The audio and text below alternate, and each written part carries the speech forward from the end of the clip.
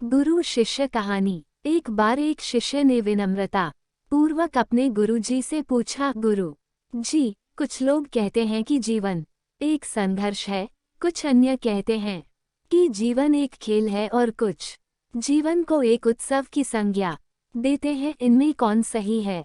गुरु जी ने तत्काल बड़े ही धैर्य पूर्वक उत्तर दिया, पुत्र, जिन्हें गुरु नहीं मिला उनके लिए जीवन एक संघर्ष है, जिन्हें गुरु मिल गया उनका जीवन एक खेल है, और जो लोग गुरु द्वारा बताए गए मार्ग पर चलने लगते हैं मात्र वे ही जीवन को एक उत्सव का नाम देने का साहस जुटा पाते हैं। यह उत्तर सुनने के बाद भी शिष्य पूरी तरह से संतुष्ट नहीं था। गुरुजी को इसका आभास हो गया। वे कहने लगे कि अब भी तुम्हारे समझ में नहीं आया है, तो लो, तुम्हें इसी संदर्भ में एक कहानी सुनाता हूँ। ध्यान से सुनो। ध्यान से सुनोगे तो स्वयं ही अपने प्रश्न का उत्तर पा सकोगे। एक बार की बात है कि किसी गुरुकुल में 3 शिष्यों ने अपना अध्ययन संपूर्ण करने पर अपने गुरुजी से यह बताने के लिए विनती की कि उन्हें गुरु दक्षिणा में उनसे क्या चाहिए। गुरुजी पहले तो मंद मंद मुस्कुराए और फिर बड़े स्नेहपूर्वक कहने लगे, मुझे तुमसे गुरु दक्षिणा में एक थैला भर के सूखी पत्तियां चाहिए, ला सकोगे? वे तीनों मन ही मन बहुत प्रसन्न हुए, क्योंकि उन्हें लगा कि वे बड़ी आसानी से अपने गुरुजी की इच्छा पूरी कर सकेंगे। सूखी पत्तियां तो जंगल में सर्वत्र बिखरी ही रहती हैं। वे उत्साह पूर्वक एक ही स्वर में बोले, जी गुरु जी, जैसी आपकी आज्ञा। अब वे तीनों शिष्य चलते चलते एक नजदीक के जंगल में पहुंच चुके थे, लेकिन ये देखकर कि वहां पर तो सूखी पत्तियां केवल एक मुट्ठी भर ही थीं, उनके आश्चर्य का ठिकाना न रहा। वे सोच में पड़ गए कि आखिर जंगल से कौन सूखी पत्तियां उठा कर ले गया होगा। इतने में ही उन्हें दूर से आता हुआ कोई किसान दिखाई दिया। वे उसके पास पहुंचकर उससे विनम्रता पूर्वक याचना करने लगे कि वह उन्हें केवल एक थैला भर सूखी पत्तियां दे दे। अब उस किसान ने उनसे क्षमा याचना करते हुए उन्हें ये बताया कि वह उनकी मदद नहीं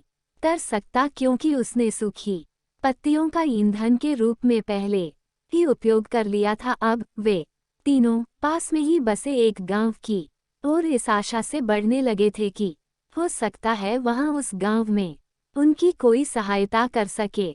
वहां पहुंचकर उन्होंने जब एक व्यापारी को देखा तो बड़ी उम्मीद से उससे एक थैला भर सूखी पत्तियां देने के लिए प्रार्थना करने लगे, लेकिन उन्हें फिर से एक बार निराशा ही हाथ आई, क्योंकि उस व्यापारी ने तो पहले ही कुछ पैसे कमाने के लिए सूखी पत्तियों के दोने बनाकर बेच दिए थे। लेकिन उस व्यापारी ने उदारता दिखाते हुए उन्हें एक बूढ़ी माँ का पता बताया जो सूखी पत्तियां एकत्रित किया करती थी, पर भाग्य ने यहाँ पर भी उनका साथ नहीं दिया, क्योंकि वह बूढ़ी माँ तो उन पत्तियों को अलग अलग करके कई प्रकार की औषधियाँ बनाया करती थी। अब निराश होकर वे तीनों खाली हाथ ही गुरुकुल लौट गए। गुरुजी ने उन्हें देखते ही स्नेहपूर्वक पूछा, पुत्रों, क्या तुम लोग पत्तियां ले आए हो गुरु दक्षिणा में? तीनों ने सर झुका लिया। गुरुजी द्वारा दोबारा पूछे जाने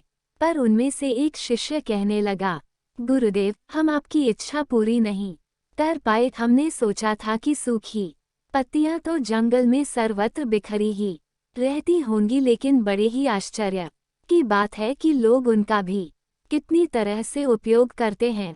गुरु जी फिर पहले ही की तरह मुस्कराते हुए प्रेम पूर्वक बोले, निराश क्यों होते हो? प्रसन्न हो जाओ, और यही ज्ञान की सूखी पत्तियां भी व्यर्थ नहीं हुआ करती, बल्कि उनके भी अनेक उपयोग हुआ करते हैं। मुझे गुरु दक्षिणा के रूप में यही मिला। तीनों शिष्य गुरु जी को प्रणाम करके खुशी खुशी अपने अपने घर की ओर चले गए। वह शिष्य जो गुरु जी की कहानी एकाग्रचित हो कर सुन रहा था, अचानक बड़े उत्साह से बोला, गुरु जी, अब मुझे अच्छी तरह से ज्ञात हो गया है कि आप क्या कहना चाहते हैं।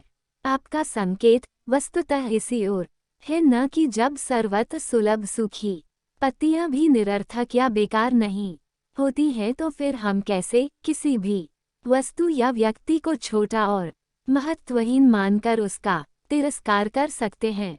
चींटी से लेकर हाथी तक और सुई से लेकर तलवार तक सभी का अपना अपना महत्व होता है। एल गुरुजी भी तुरंत ही बोले, हाँ पुत्र, मेरे कहने का भी यही तात्पर्य है कि हम जब भी किसी से मिले तो उसे यथायोग्य मान देने का भरसक प्रयास करें, ताकि आपस में स्नेह, सद्भावना, सहानुभूति एवं सहिष्णुता का विस्तार होता रहे और हमारा जीवन संघर्ष के बजाय उत्सव बन सके। दूसरे, यदि जीवन को एक खेल ही माना जाए तो बेहतर यही होगा कि हम निर्विक्षेप, स्वस्थ एवं शांत प्रतियोगिता में ही भाग लें और अपने निष्पादन तथा निर्माण को ऊंचाई के शिखर पर ले जाने का अथक प्रयास करें। अब शिष्य पूरी तरह से संतुष्ट था, अंततः मैं यही कहना चाहता हूँ, यदि हम मन, वचन और कर्म इन तीनों ही स्तरों पर इस कहानी का मूल्यांकन करें तो भी ये कहानी खरी ही उतरेगी। सब के प्रति पूर्वाग्रह से मुक्त मन वाला व्यक्ति अपने वचनों से कभी भी किसी को आहत करने का दुस्साहस नहीं करता और उसकी यही ऊर्जा उसके पुरुषार्थ के मार्ग की समस्त बाधाओं को हर लेती है। वस्तुतः हमारे जीवन का सबसे बड़ा उत्सव पुरुषार्थ ही होता है, ऐसा विद्वानों का मत है। कहानी आपको पसंद आई हो तो इसे अपने दोस्तों के साथ शेयर करें। धन्यवाद।